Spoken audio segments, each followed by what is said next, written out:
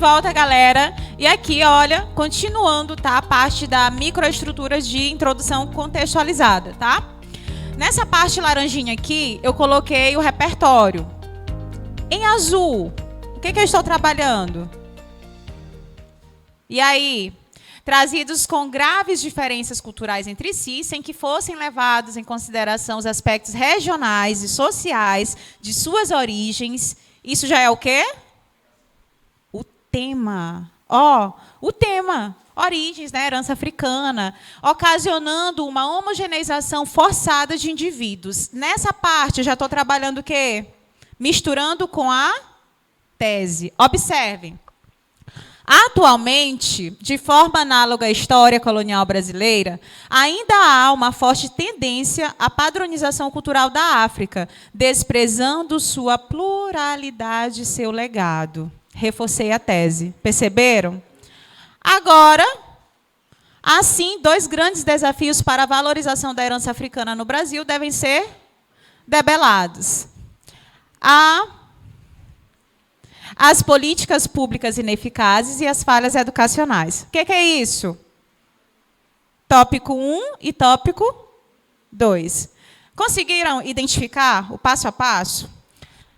Contextualização do repertório, associação ao tema e à tese, e depois os tópicos. Não é difícil, é fácil. Tem gente que olha assim a microestrutura e diz, nossa, mas é tão mecanizado. Pois é, porque existe um padrão de redação. E que bom, né, que existe esse padrão, porque você tem ali uma receita a ser seguida. Só tira de 800 para baixo quem realmente não conhece essa receita, essa estrutura. Aí aqui, eu gosto demais dessa introdução, gente. É uma introdução de 2019, mas o aluno marca direitinho. Vocês lembram desse tema? Democratização do acesso ao cinema no Brasil, já faz um tempinho, né? Ele coloca Cine Hollywood. Aqui, ó. O filme Cine Hollywood narra a chegada da primeira sala de cinema na cidade de Crato, interior do Ceará. O que ele fez? Citou o repertório. Automaticamente, o repertório ele já é muito produtivo, porque fala da primeira sala de cinema no interior do Ceará. E aí a gente fica se questionando, cinema no interior é algo comum? Não. E aí já mexe com a democratização. Beleza. Aí ele vem, na obra, ampliação, tá? Do repertório. Na obra, os moradores do até então vilarejo nordestino têm suas vidas modificadas pela modernidade, que, naquele contexto, se traduzia na exibição de obras cinematográficas. Olha que produtividade. Ele amplia o repertório, trabalhando esse repertório mais direcionado ao tema. De maneira análoga à história fictícia, a questão da democratização do acesso ao cinema no Brasil ainda enfrenta problemas. O que é isso? A tese. No que diz respeito à exclusão da parcela socialmente vulnerável da sociedade. Ótimo. O cinema é democratizado, gente, no Brasil? Vocês acham que é? Não. Tem gente... E detalhe, nessa época, foi um dos temas que o povo criticou mesmo.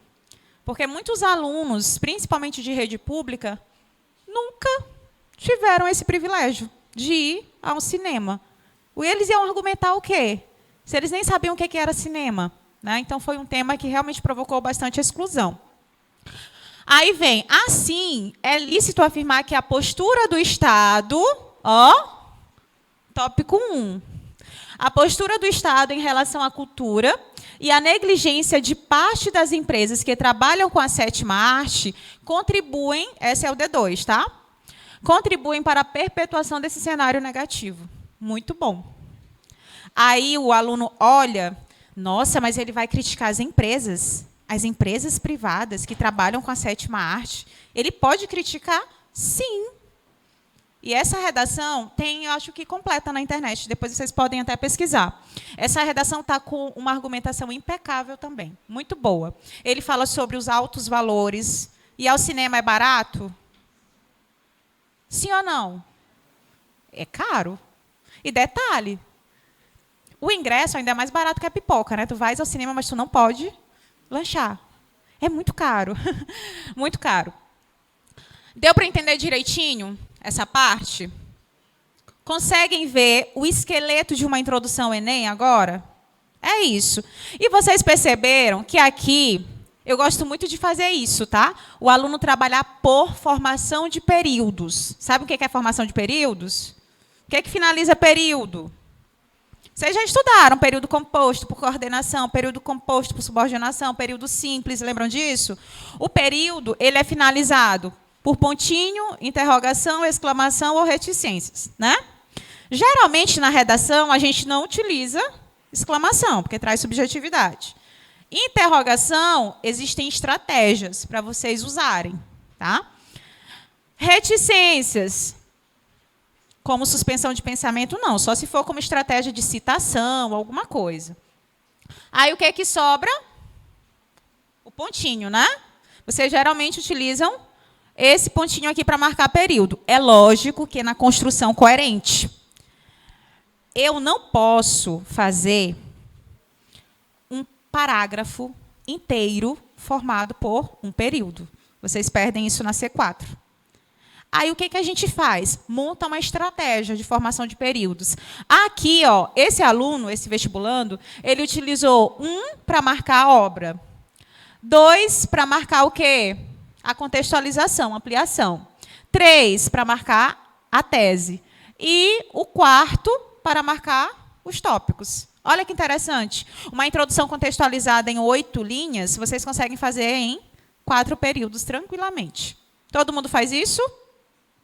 Ótimo. Só não pode fazer, tá, com um período, viu, gente? Tem que dividir o parágrafo em períodos. Vamos partir, olha, para aquele ponto que todo mundo ama. Argumentação. Fácil, né? Fácil. Todo mundo está fechando C3. Vamos lá.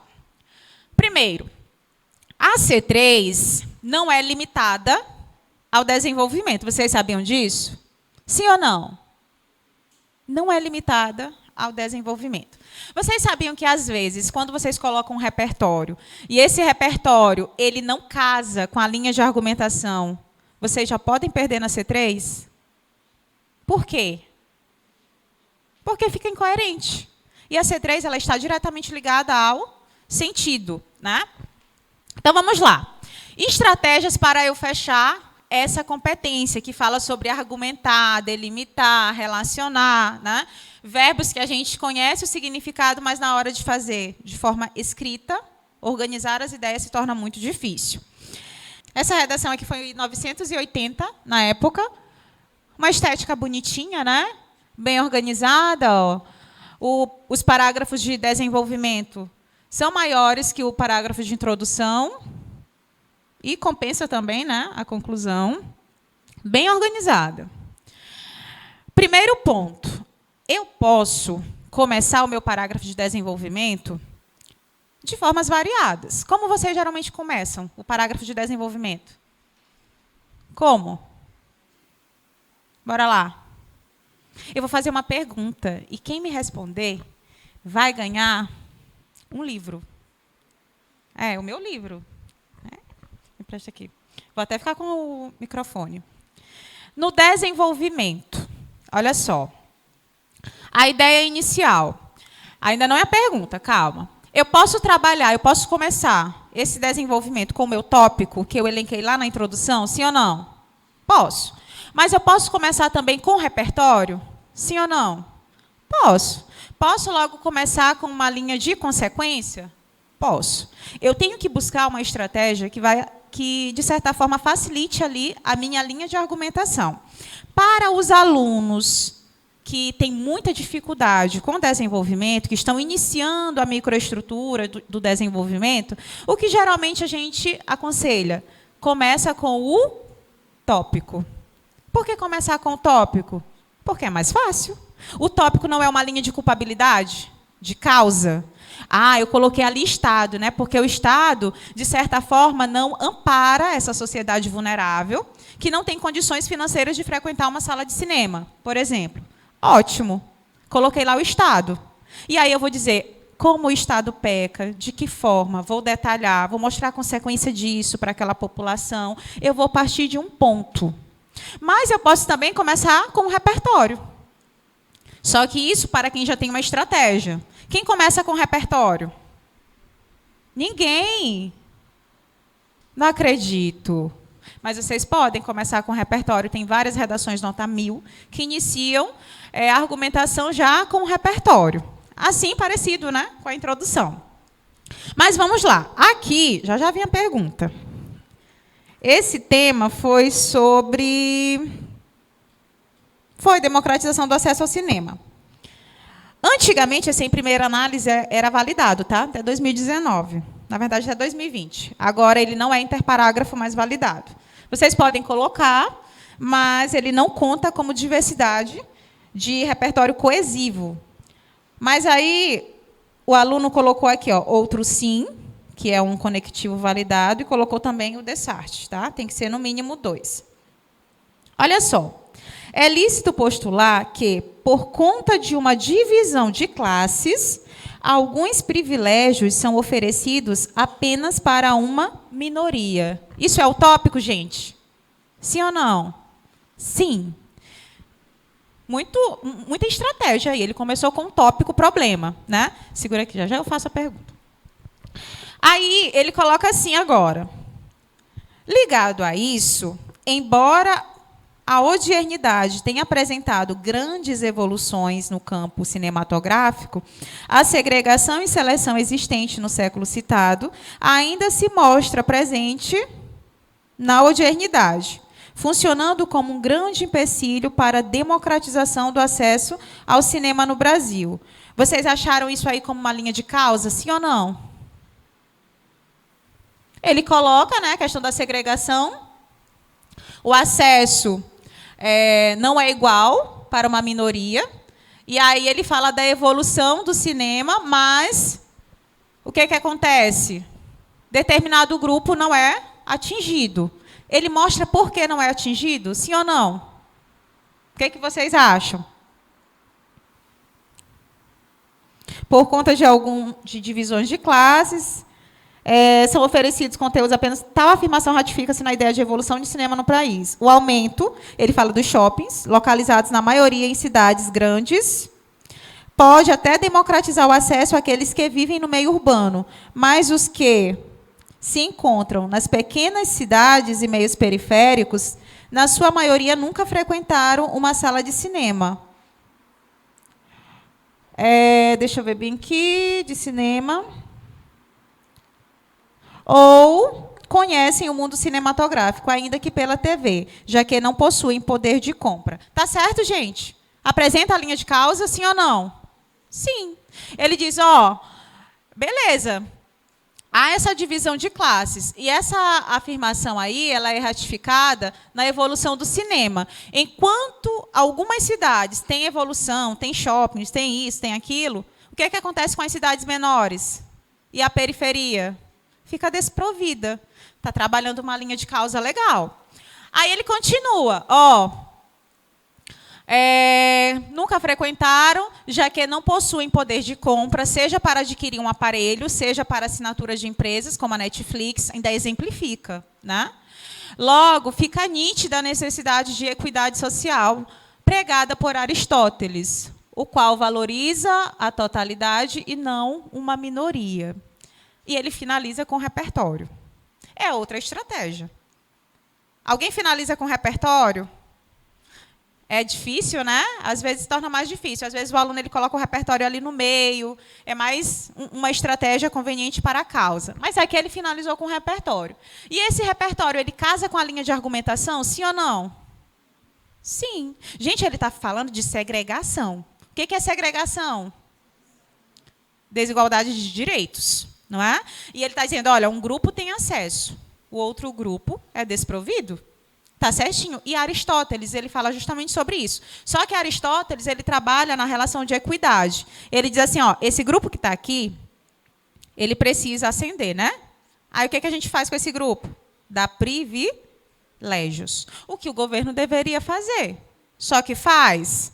Não. Observem que a estrutura que ele utilizou foi essa aqui, ó.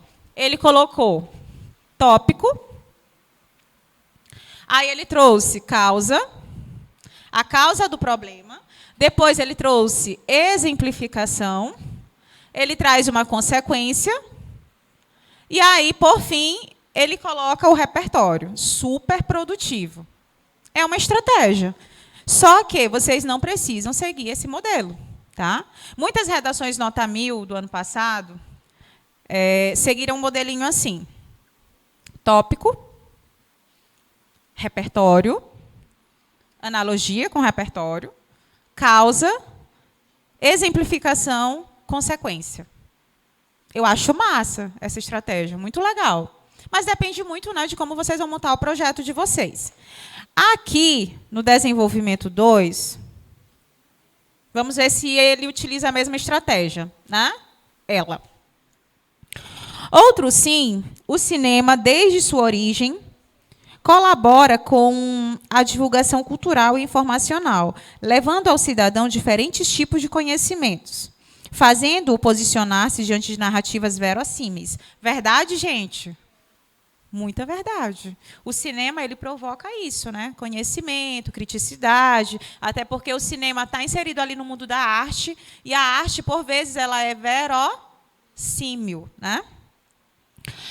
A exemplo disso, o cinema americano trouxe este ano para as telas o filme Coringa, metaforizando uma realidade social e que, por vezes, o cidadão deixa-se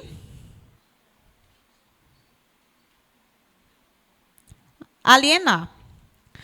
Isso evidencia a importância dessa democratização. Aqui, ela trocou, vocês perceberam?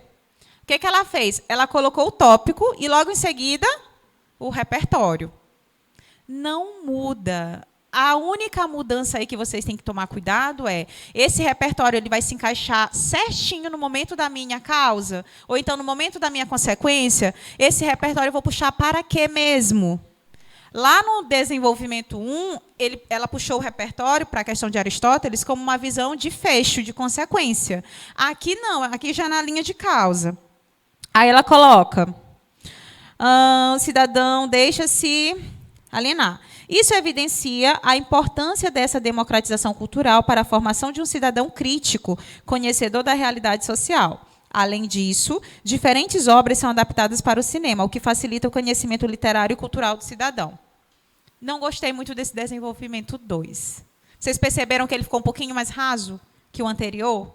É porque está faltando uma linha de consequência mais relacionada à ideia primária. Eu vou já falar sobre isso.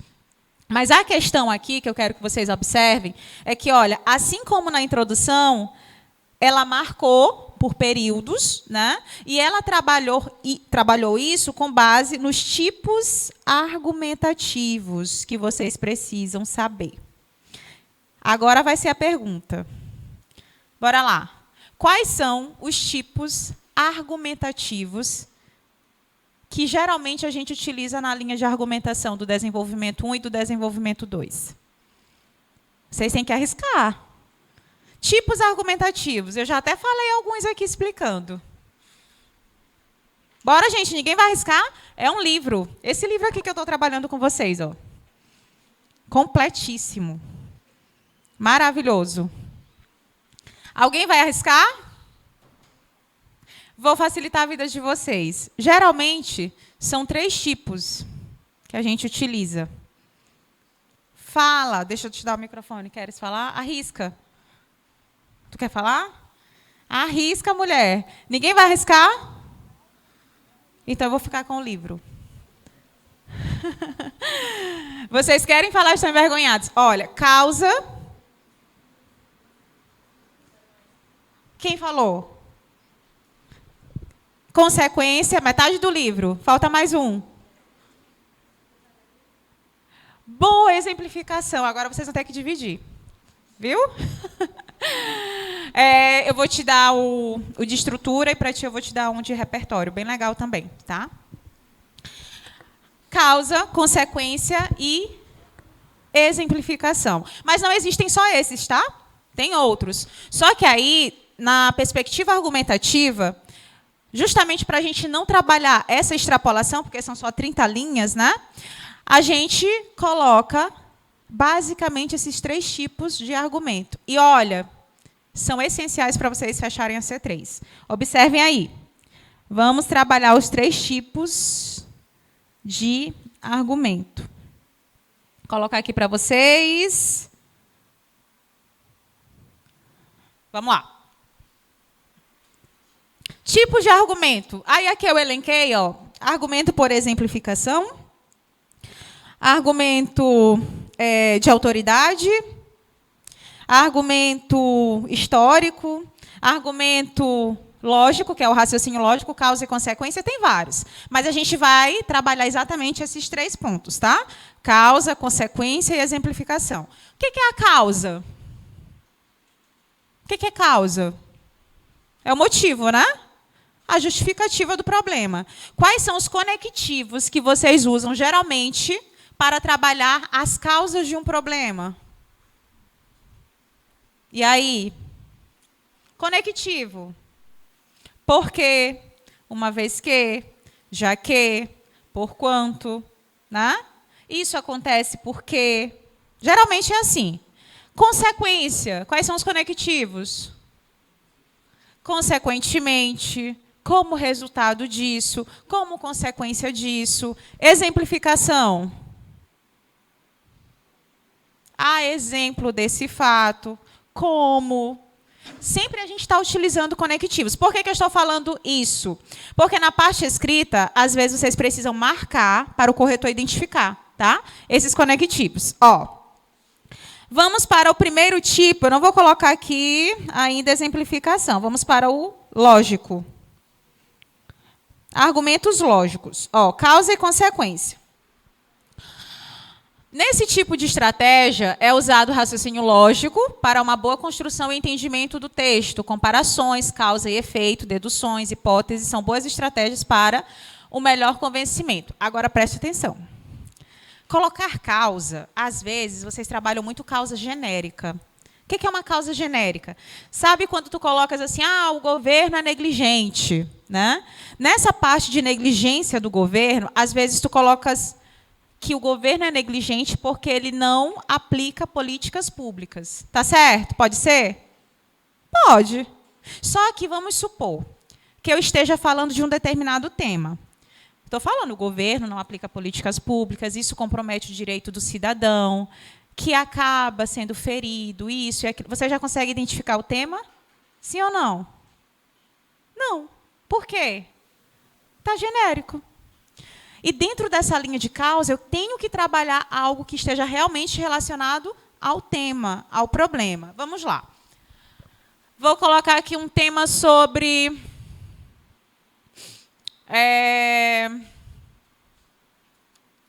um bem legal, vai ser o tema do Enem.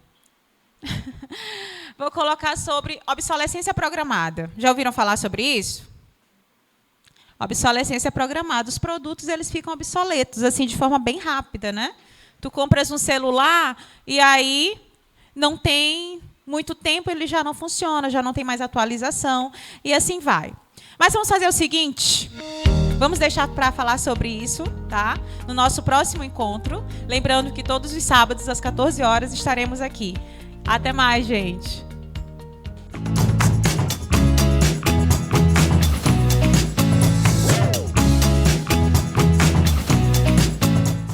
Arena Enem, seu companheiro na reta final para o Enem. Realização TV Cidade Record. Do seu jeito. Oferecimento Uninasal. Aprendizado que forma líderes.